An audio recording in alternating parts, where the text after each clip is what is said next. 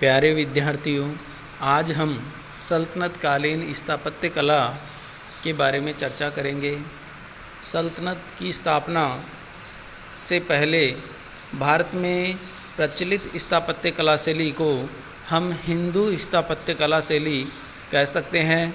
इस स्थापत्य कला शैली में स्तंभों, सैतीरों, बड़े पत्थरों और अलंकरण के लिए देवी देवताओं की मूर्तियों की प्रधानता रही है। परंतु चूंकि तुर्क मध्य एशिया के रहने वाले थे और वहाँ से विजेता शासकों के रूप में भारत में ये आए थे, तो अपने साथ स्थापत्य की एक नई शैली जिनसे ये पहले परिचित थे, अर्थात मध्य एशिया में प्रचलित स्थापत्य कला शैली जिसको इस्लामी स्थापत्य कला शैली कहते हैं, वो लेकर साथ आए। इस्लामी स्थापत्य कला शैली की प्रमुख विशेषताओं की अगर बात करें तो गुंबद, मीनारे, महराब और अलंकरण के लिए ज्यामितीय आकृतियाँ, सुलेख जिसमें कुरान की आयतों को लिखा जाता है और चमकीली टाइल्स का प्रयोग आदि विशेषताएं इस्लामी स्थापत्य कला शैली की है, जो कि ये अपने साथ लाए थे। परंतु चूंकि भारत में परिस्थितियां अलग थी, यहाँ के अधिकांश कारीगर हिंदू स्थापत्य कला शैली के बारे में जानते थे और इन शासकों के द्वारा भी इन्हीं कारीगरों का प्रयोग किया गया। साथ ही साथ कई मंदिरों को मस्जिदों में तब्दील किया गया।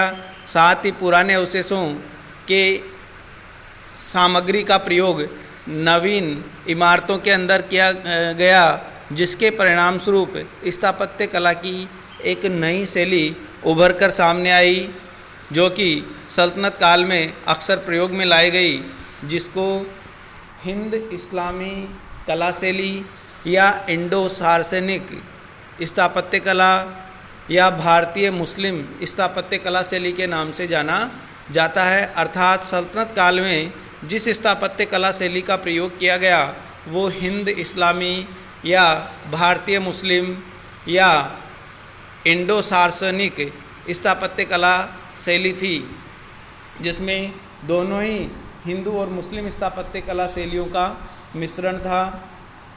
जैसा कि अपन पूर्व में बात कर चुके हैं, हिंदू स्थापत्य कला शैली में स्तंभों, बल्लियों, बड़े पत्थरों एवं मूर्तियों का प्रयोग किया जाता था, जबकि इस्लामी स्थापत्य कला शैली में महराब, गुंबद, मीनारे,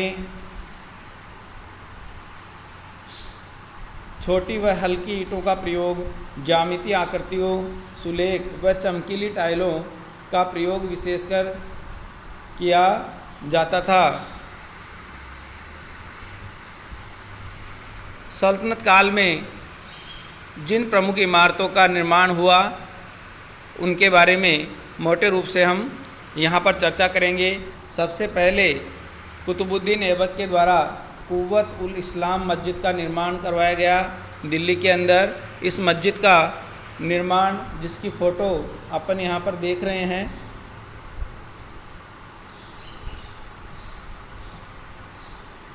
ग्यारह सौ 95 से 1199 ईस्वी में करवाया गया। दूसरी प्रमुख इमारत 2.5 दिन का झोपड़ा, जो कि अजमेर में स्थित है, और 2.5 दिन का झोपड़ा यहाँ पर पहले से बने हुए एक संस्कृत विद्यालय को तोड़कर बनवाया गया था, जिसका निर्माण विग्रहराज चतुर्थ के द्वारा करवाया गया था। और उसी विद्यालय की सामग्री से 2.5 दिन का झोपड़ा, जो कि एक मस्जिद है, उसका निर्माण कुतुबुद्दीन ऐबक के द्वारा किया गया। कुतुब मीनार, जो कि दिल्ली में बनी हुई है, का निर्माण कार्य कुतुबुद्दीन ऐबक के द्वारा शुरू किया गया, परंतु इसका निर्माण पूर्ण इल्तुतमिश के समय हुआ। फिरोज शाह उस समय ये 4 मंजिल थी। फिरोज शाह तुगलक के समय बिजली गिरने से इसकी चौथी मंजिल नष्ट हो गई। परिणाम स्वरूप फिरोज शाह तुगलक के द्वारा इसका पुनर्निर्माण करवाया गया और ऊपर की मंजिल को हटवाकर 2 नई मंजिलें बनवाई गई। इस प्रकार से कुतुब मीनार में वर्तमान में 5 मंजिलें बनी हुई है। प्रारंभ में इसका निर्माण एक अजान देने के लिए किया गया था, परंतु बाद में विजय स्तंभ के रूप में इसका प्रयोग किया गया। इसी प्रकार से अलाई दरवाज़ा, जो कि कुतुब मीनार के पास ही बनवाया गया था अलाउद्दीन खिलजी के द्वारा, ये इस्लामी स्थापत्य कला शैली का एक अद्भुत नमूना है। मॉर्सल के द्वारा इसको इस्लामी स्थापत्य कला शैली का हीरा बताया गया है और अपने अलंकरण के लिए ये प्रसिद्ध है। अलाई का दरवाज़ा, इसमें प्रथम बार गुंबद का प्रयोग किया गया है और इसी प्रकार अलाउद्दीन खिलजी के द्वारा 1000 सितून महल भी बनवाया गया था, जो कि 1000 स्तंभों के ऊपर बना हुआ था। वो भी अपनी स्थापत्य कला के लिए प्रसिद्ध था। खिलजी शासकों के समय जो निर्माण कार्य करवाए गए वो अपने अलंकरण के लिए विशेष रूप से जाने जाते हैं।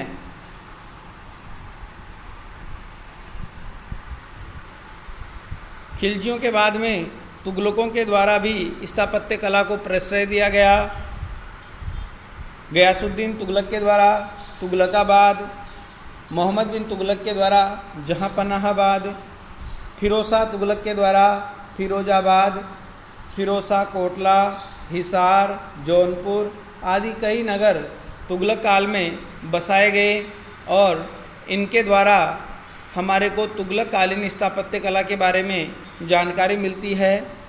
तुगलक काल की स्थापत्य कला शैली की प्रमुख विशेषता अलंकरण रहित सादगीपूर्ण निर्माण था और ऐसा माना जाता है क्योंकि तुगलक काल में राजकोष रिक्त हो गया था, जिस कारण से इन्होंने सादगीपूर्ण निर्माण कार्य करवाए।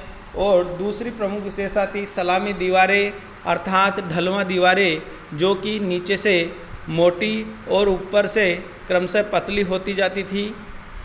जिस प्रकार से हाथी की सूंड मोटी और ऊपर से मोटी और नीचे उत्तरोत्तर पतली होती जाती है, इस प्रकार से इन दीवारों का निर्माण कार्य तुगलक काल में करवाया गया था, जिनको सलामी दीवारें कहा जाता है। ये उस समय की महत्वपूर्ण विशेषता है। सैयद वंश और लोदी काल में जो स्थापत्य कला में जो गिरावट आ रही थी, अलंकरण में जो कमी आ रही थी, उसको पुनः सुधारने का प्रयास किया गया, परंतु उनको सफलता नहीं मिली। लोदी काल में सिकंदर लोदी के वजीर मियाँ भुआ के द्वारा बनाई गई मोठ मस्जिद, जो कि दिल्ली में है, प्रसिद्ध है। इस प्रकार से सल्तनत काल में हिंदू और मुस्लिम स्थापत्य कला शैलियों का मिश्रण हुआ और एक नई स्थापत्य कला शैली उभर कर सामने आई, जिसको हिंदू इस्लामी स्थापत्य कला शैली के रूप में जाना जाता है। धन्यवाद।